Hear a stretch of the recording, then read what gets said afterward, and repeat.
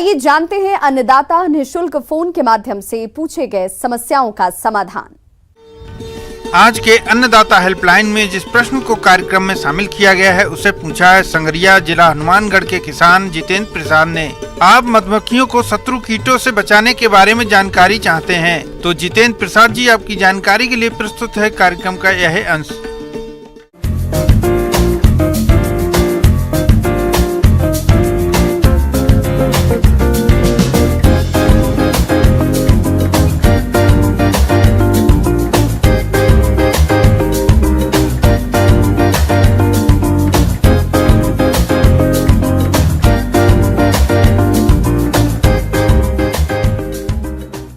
आज हम लोग बात करेंगे मधुमक्खी पालन में लगने वाले बहुत सारे रोग और कीड़ों के बारे में।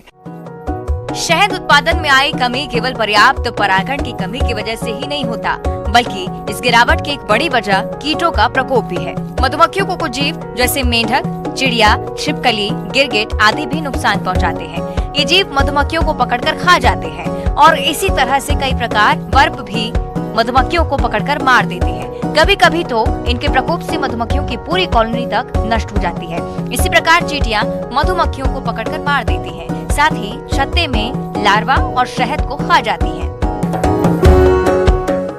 अब आप बात करते हैं हम लोग कीड़ों के बारे में। तो इसमें मुख्य रूप से अकैरिना रोग लगता है जो कि अष्टपदी माइट्स की वजह से लगता है, और इसमें जो सबसे बड़ा समस्या रहता है वो वरोआ माइट का रहता है।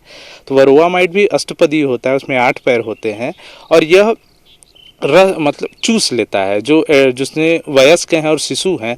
मुख्यतः इसमें देखा जाता है कि नर पशुओं को, ये नर मधुमक्खियों को ज़्यादा पसंद करते हैं। और जैसे हमारे जीव जंतुओं में और हमारे मनुष्यों में जिस तरह से मच्छर हमारा खून चूसते हैं, उसी तरह उसमें वो एक चीज़ और देखा गया है कि जो 10 दिन से कम आयु के जो शिशु रहते हैं उनका रस चूसने में इनको ज़्यादा पसंद करते हैं, उसको ये ज़्यादा प्रेफर करते हैं। मधुमक्खियों में लगने वाले कीटों में सबसे घातक माइट कीट होती है। माइट कीट एक परजीवी कीट है जो अन्य फसलों के साथ मधुमक्खी पालन में भी पाया जाता है। जिस भी मधुमक्खी में ये कीट लगता है उसके अंडे, ब्रूड और उसके पंख कट जाते हैं। इस तरह से मक्खी विकलांग हो जाती है। इसके साथ ही मक्खी का विकास रुक जाता है। कुछ माइट मक्खियों को अपनी चपेट में इस कदर ले लेते हैं कि मधुमक्खियों पर प्रहार करते हुए छत्ते में घुसकर लार्वा को भी नुकसान पहुंचाते हैं।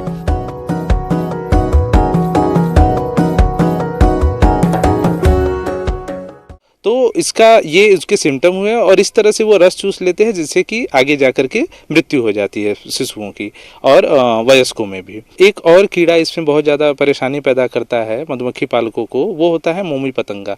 मोमी पतंगा मुख्यतः 2 तरह का होता है, एक छोटा मोमी पतंगा और एक बड़ा मोमी पतंगा। ये क्या करते हैं कि श्वास नली में जा करके उनको रोक देते हैं, उससे मृत्यु होती है वयस्कों में।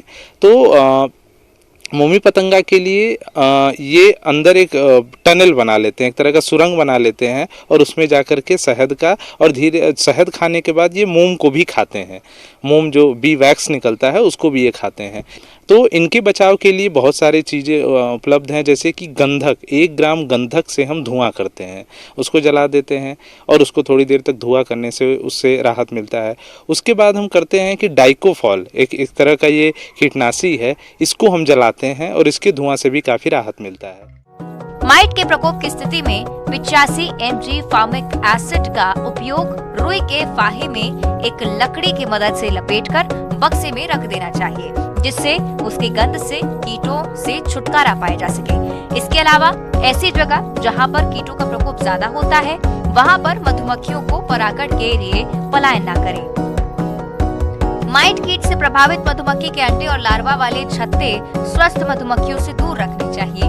मधुमक्खियों को भोजन में पर्याप्त पोषक तत्व उपलब्ध कराएं। मधु बाक्सों के स्टैंड के नीचे कटोरियों में पानी भरकर रखें, इससे चींटियों का प्रकोप नहीं होगा। वर्प को पकड़कर तुरंत मार दें, साथ ही छिपकली, मेंढक और चिड़िया से बचाव करें।